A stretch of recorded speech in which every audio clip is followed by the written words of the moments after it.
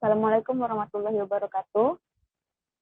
Di sini kami akan membahas pengembangan produk power charger portable dengan menggunakan metode Quality Function Deployment atau biasa disebut QFD dengan dosen pengampu Pak Abdullah Marjani.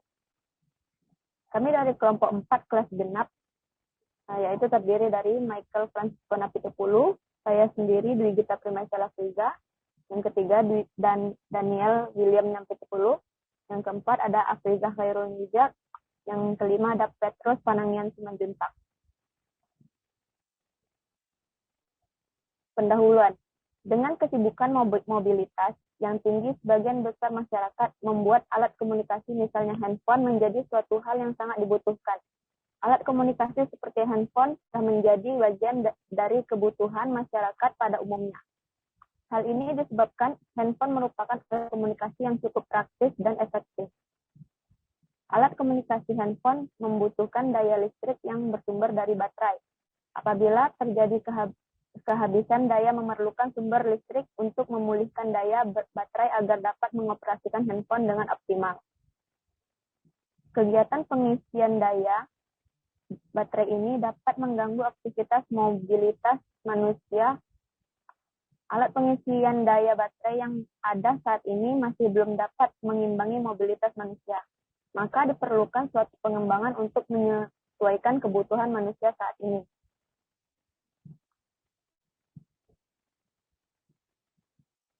Produk charger portable yang ada sekarang masih menggunakan penyimpanan daya yang mana masih memerlukan daya listrik untuk mengembalikan dayanya.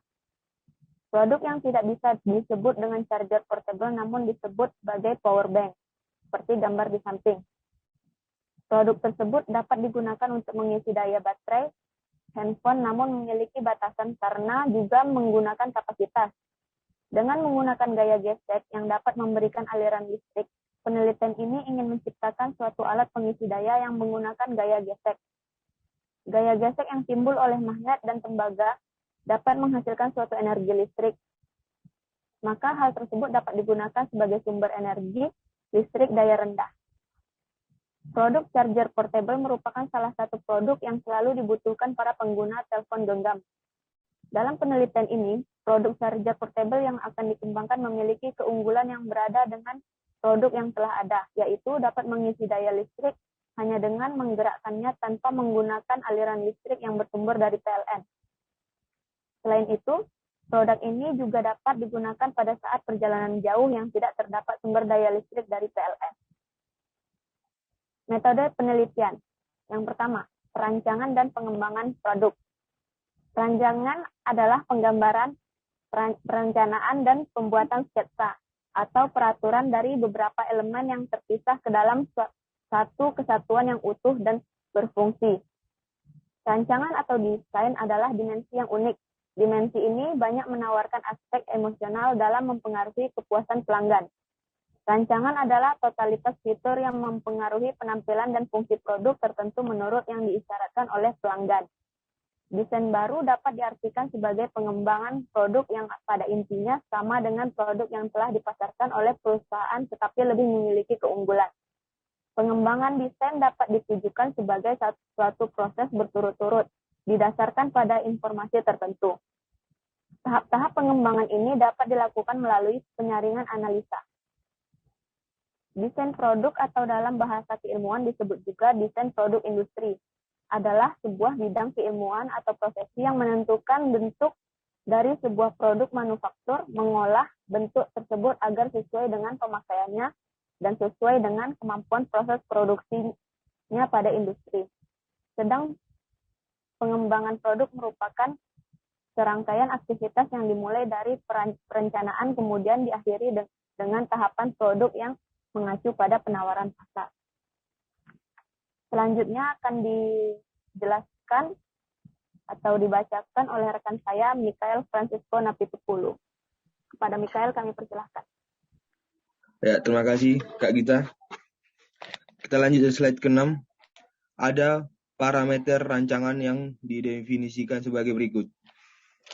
Yang pertama, gaya atau style, menggambarkan penampilan dari suatu produk. Yang kedua adalah daya tahan atau durability, menggambarkan umur beroperasinya produk dalam kondisi normal dan mengalami kerusakan. Yang ketiga yaitu kehandalan. Kehandalan merupakan ukuran probabilitas bahwa produk tertentu tidak akan rusak atau gagal dalam periode waktu tertentu. Yang terakhir, keempat, mudah diperbaiki. Ukuran kemudahan untuk memperbaiki produk ketika produk mengalami kerusakan. Next ya. Kedua, Quality Version Development atau QFD. Identifikasi kebutuhan pelanggan sangat berguna dalam proses pengembangan produk untuk semakin mendekatkan pada sasaran bagaimanakah sebenarnya atribut atau produk yang diinginkan oleh konsumen. Prabowo dan Purwanto 2016. Model identifikasi kebutuhan pelanggan dapat ditentukan menggunakan konsep Quality Version Development. Konsep QFD pertama kali ditemukan oleh Dr. Yuji Akao di Jepang pada 1966. Akao mendefinisikan QFD sebagai sebuah metode untuk desain kualitas dengan ekspektasi konsumen, kemudian menerjemahkannya ke desain target point kritial kualitas sehingga dapat digunakan pada mengembangkan produksi atau jasa. QFD adalah sebuah tool manajemen yang sangat mengembangkan produk atau pengembangan jasa dalam sebuah instruksi. Next. Tujuan QFD dari Quality Version Development sendiri tidak hanya memenuhi sebanyak mungkin harapan-harapan pelanggan, juga berusaha melampaui harapan-harapan pelanggan sebagai cara untuk berkompetensi dengan saingannya, sehingga diharapkan pelanggan tidak menolak dan tidak komplain, tapi malah menginginkannya. Tim Quality Version Development harus membuat produk atau jasa lebih menarik daripada produk atau jasa yang sudah ada atau lebih menarik dibandingkan produk jasa passion-nya. Batan 2012. Quality Version Development digunakan untuk memastikan bahwa perusahaan memusatkan perhatiannya terhadap kebutuhan pelanggan sebelum setiap pekerjaan perancangan dilakukan. Ini mungkin memperpanjang tahap perancangan desain proyek, akan tetapi secara umum mengurangi baik jumlah waktu secara keseluruhan yang diperlukan untuk tahap perancangan maupun jumlah perubahan perancangan setelah diluncurkan. Bayu 2014. Selanjutnya akan dijelaskan kepada rekan saya, Petrus. Petrus, kami persilakan. Terima kasih kepada Michael. Saya akan membacakan slide selanjutnya. Manfaat-manfaat yang diperoleh oleh penerapan QFD dalam proses perancangan produk adalah meningkatkan kehandalan produk. Kedua, meningkatkan kualitas produk. Tiga, meningkatkan kepuasan konsumen. 4, memperpendek time to market. 5, mereduksi biaya perancangan. 6, meningkatkan komunikasi. 7, meningkatkan produktivitas. Next.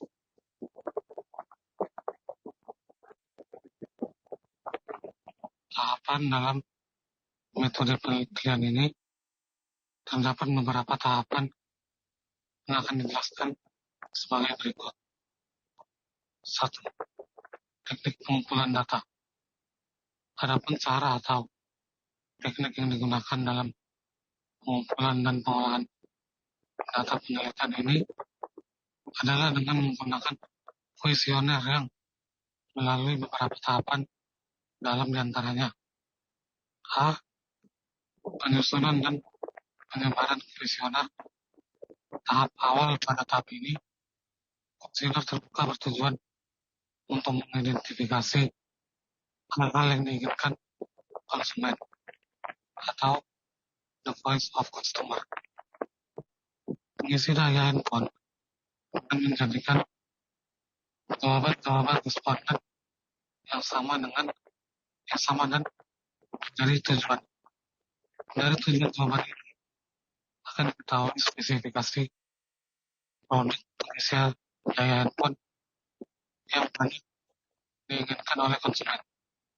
Yang menjadi responden keinginan konsumen ini adalah masyarakat Kota Surabaya dengan rentan usia 20 hingga 40 tahun atau pengguna pengisi daya handphone. B. Penentuan jumlah sampel yang didapat dari kuesioner tahap awal. C. Pengujian keseragaman dan kecukupan data. Selanjutnya akan bacakan oleh rekan saya, Afrizah. Terima kasih kepada Bang Petrus. Saya akan melanjutkan materi dari Bang Petrus, yaitu tentang tunggu lu Kak Git di atas loh. Yang di atas itu enggak dah.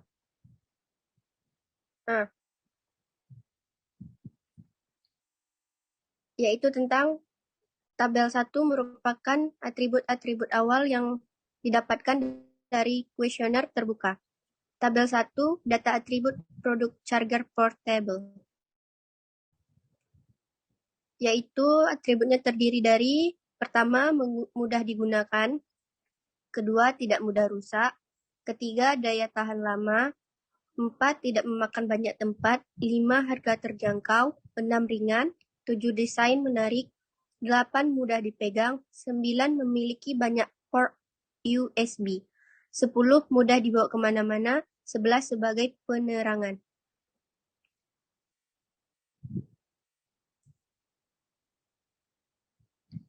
Dua, penyusun dan penyebaran kuesioner akhir. Data di atas merupakan hasil dari penyebaran kuesioner awal di mana data tersebut didapat dari konsumen pengguna charger portable yang kemudian dikategorikan sebagai bahasa pengembangan produk. Kuesioner akhir disusun dari hasil pengajuan dan kesimpulan kuesioner pertama memperoleh data kuantitatif yang berbeda. Data tentang kepentingan bobot, tingkat kepuasan yang diharapkan para respon pengguna charger portable. Kuesioner tahap akhir ini disebarkan kepada 50 orang respon. Dari hasil penyebaran kuesioner tahap akhir ini dapat dilakukan pengolahan data lebih lanjut. 3. Penyusunan dan penyebaran kuesioner akhir. Suatu pengukuran dibutuhkan sampel atribut. Dalam hal ini, populasi pengguna charger portable yang mayoritas para pendaki gunung, para pekerja, para wisatawan, dan lain-lain, yang selama ini membutuhkan pengisi daya untuk bepergian dalam menentukan jumlah sampel atribut penelitian. Maka digunakan perhitungan dengan metode Bernoulli, ukuran sampel minimum untuk menguji kecukupan data dari kuesioner.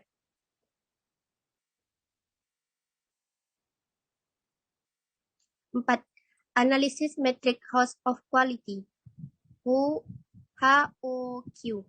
Hasil akhir dari metode QFD merupakan sebuah rencana pengembangan produk. Rencana pengembangan dapat terlihat pada nilai target yang terletak di bagian bawah host of quality. Metode QFD mencangkup proses-proses yang lengkap mulai dari identifikasi permasalahan sampai tercapainya sarana proyek pengembangan melalui lahirnya spesifikasi desain baru yang sesuai dengan keinginan konsumen. Dalam QFD, terdapat nilai tingkat kepentingan yang di mana tingkat nilai kepentingan tersebut menunjukkan bahwa semakin tinggi nilainya, maka atribut semakin tinggi nilai eksistensinya. Untuk tingkat kebutuhan, ditunjukkan oleh nilai RAW Weight yang dimana mempresentasikan tinggi atau rendahnya nilai suatu atribut, di mana nilai RAW Weight akan dijadikan dasar dalam menentukan prioritas utama perbaikan terhadap rancangan produk charger portable, yang dimana dengan keinginan konsumen. Selanjutnya akan dijelaskan oleh rekan saya yaitu Daniel.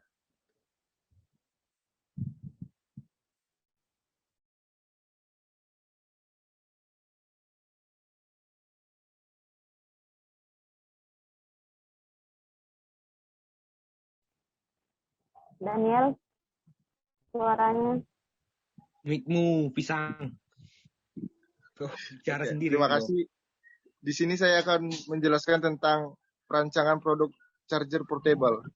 Gambar di samping adalah desain produk charger portable. Produk charger portable merupakan suatu alat yang dapat digunakan untuk menjaga daya telepon genggam yang selama ini menggantungkan energi listrik PLN untuk menjaga daya. Dengan hadirnya produk ini dapat mempermudah para pendaki untuk tetap mempertahankan daya telepon genggam yang dibawa untuk berpergian.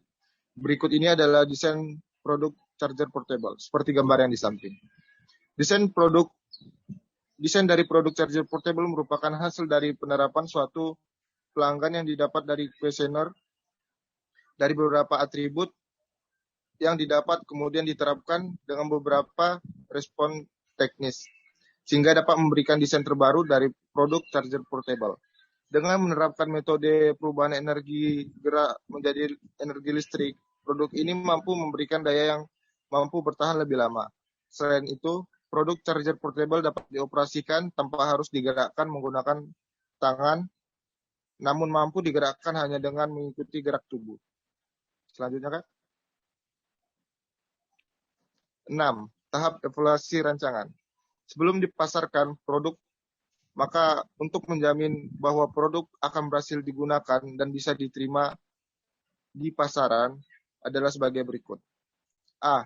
Produk akan dibuat dalam jumlah kecil antara 10 sampai 25.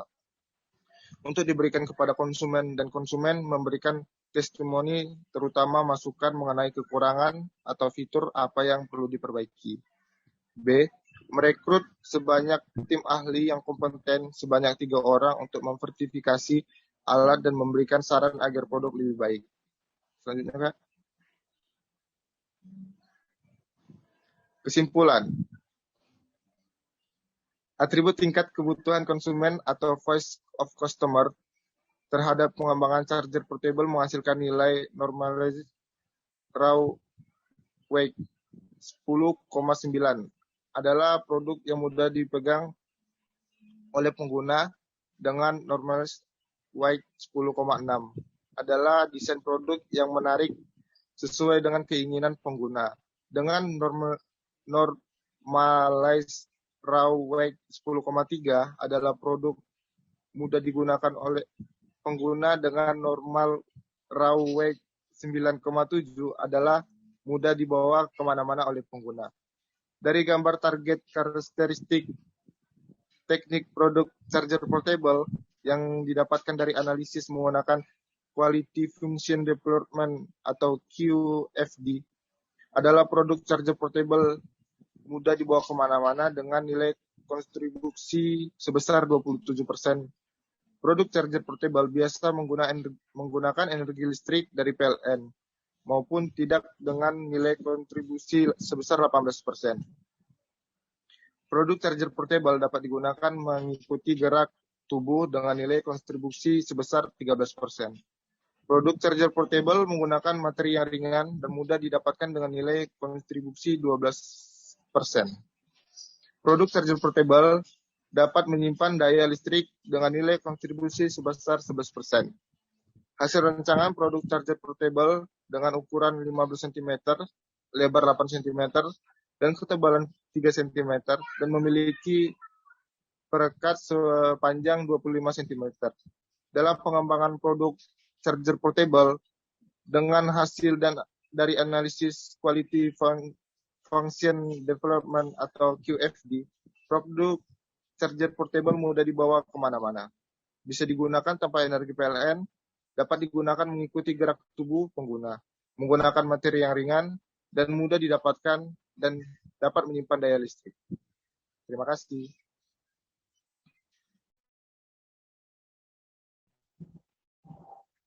Sekian dari kelompok kami. Maaf untuk salah-salah kata. Lebih kurangnya kami ucapkan terima kasih. Bentar ya, aku cek dulu ya. Ini udah stop. Onde. Gak kemit loh.